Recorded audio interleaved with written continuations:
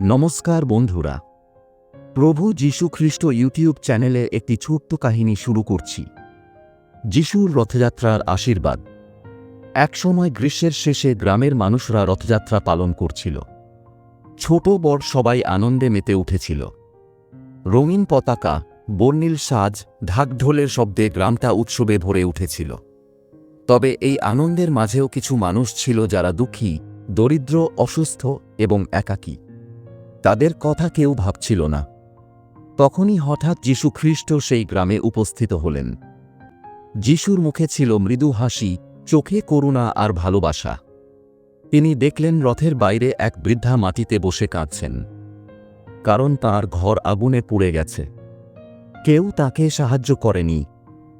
যিশু এগিয়ে গেলেন, মাটিতে বসে বৃদ্ধার হাত ধরলেন এবং বললেন, মা, তুমি একা নও, ঈশ্বর তোমার সাথে আছেন। যিশু নিজের হাতে তাকে নতুন কাপড় দিলেন। গ্রামবাসীদের ডেকে বললেন, রথযাত্রা শুধু আনন্দের নয়, ভালোবাসা ও সহমর্মিতার পথ। চলুন আমরা সবাই মিলে এই মায়ের জন্য নতুন ঘর তৈরি করি। সেই কথায় গ্রামের ছোট বড় সবাই এগিয়ে এলো। সবাই মিলে খড়, বাঁশ, মাটি দিয়ে খুব দ্রুত নতুন ঘর বানিয়ে দিল। শুধু এই নয়, যিশু সবাইকে নিয়ে গরিব অসহায়দের খাবার বিতরণ করলেন। বাচ্চাদের বই, জামা আর খেলনা দিলেন। রথের চাকা ঘুরতে ঘুরতে সেই গ্রাম ঘুরে বেরোল ভালোবাসার বার্তা নিয়ে। মানুষ বুঝল, শুধুমাত্র উৎসবের আনন্দ নয়, একে অপরের পাশে থাকা, সাহায্য করা, এই হল ঈশ্বরের সত্যিকারের উপাসনা। শেষে যিশু সবাইকে আশীর্বাদ দিয়ে বললেন, ভালোবাসা ভাগ করলে তা কমে না, বরং অনেক গুণ বাড়ে।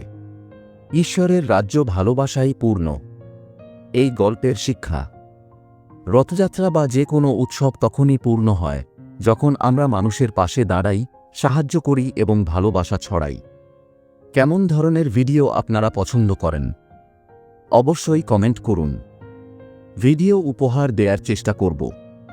প্রভু যীশু খ্রিস্ট চ্যানেলটি সাবস্ক্রাইব করুন।